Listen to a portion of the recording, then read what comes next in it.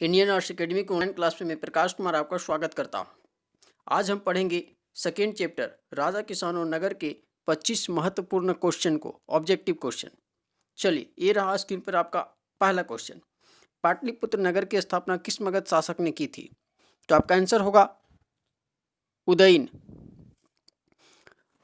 हमारा अगला क्वेश्चन ये रहा स्क्रीन पर।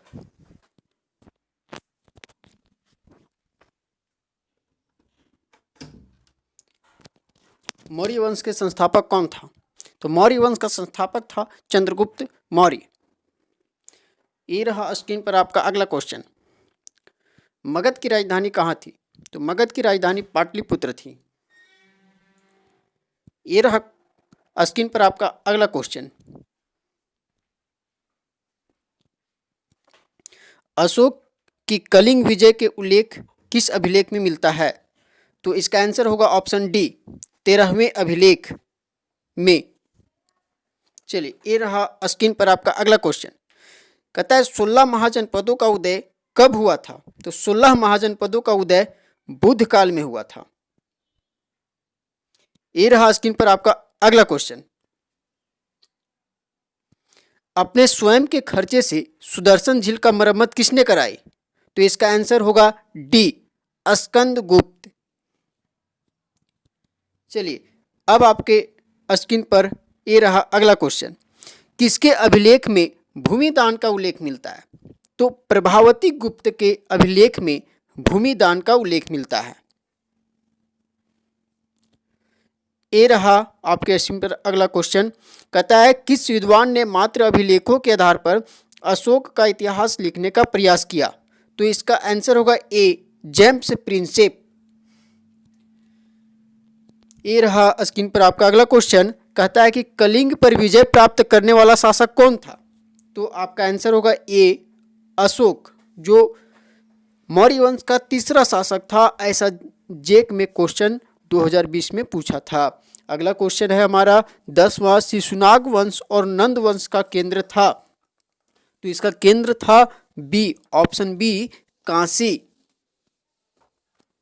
अगला क्वेश्चन है कि रोमन साम्राज्य से व्यापार संबंध स्थापित करने का श्रेय किसे है?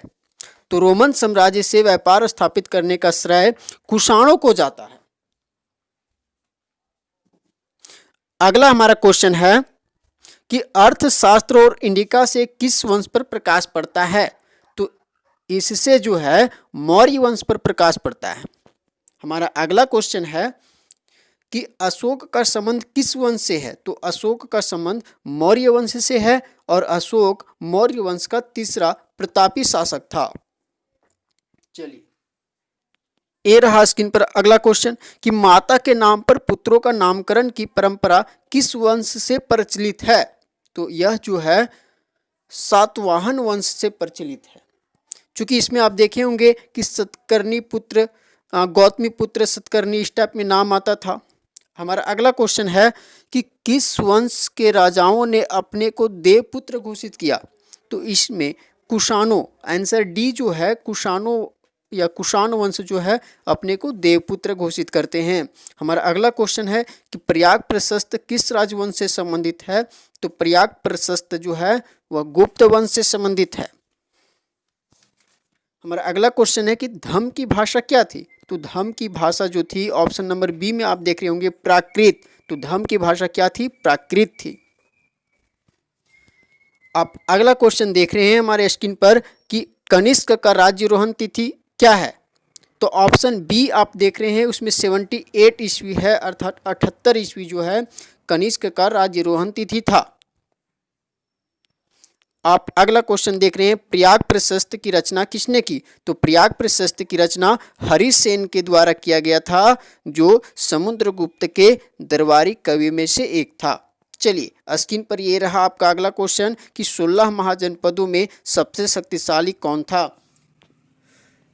तो 16 महाजनपदों में सबसे शक्तिशाली जो था वह मगध था। और आपको अगला वीडियो में हम बताएंगे मगध के शक्तिशाली होने के क्या कारण थे। चलिए, हमारा ये रहा अगला क्वेश्चन कि अर्थशास्त्र नामक ग्रंथ का लेखक कौन था? तो अर्थशास्त्र नामक ग्रंथ का लेखक कौटिल्य था, जो चंद्रगुप्त मौर्य का मंत्री भी था। चलिए अगला, कि कहता है यूनानी स्रोतों के अनुसार मौर्य सेना में कितने पैदल सैनिक थे, तो यूनानी स्रोतों के अनुसार मौर्य सेना में 6 लाख सैनिक थे। चलिए अगला क्वेश्चन है कि भारतीय इतिहास का कौन सा काल स्वर्ण युग के नाम से जाना जाता है, तो इसका आंसर होगा गुप्त वंश। चूंकि इसमें काफी साहित्य का प्रोत्साहन मिला था। हमारा अगला क्वेश्चन है पतंजलि के महाभाष्य से किसकी जानकारी मिलती है, तो पतंजलि के महाभाष्य से मौर्य वंश की जानकारी मिलती है। चलिए ये रहा स्क्रीन पर अगला क्वेश्चन कि फूट डालकर विजय प्राप्त करने का कार्य सर्वप्रथम किस राजा ने किया, तो यह काम सर्वप्रथम अजातशत्रु के द्वारा किया गया। तो इस प्रकार से हमारे 25 क्वेश्चन से पूरे होते हैं। Thanks for watching video. Subscribe my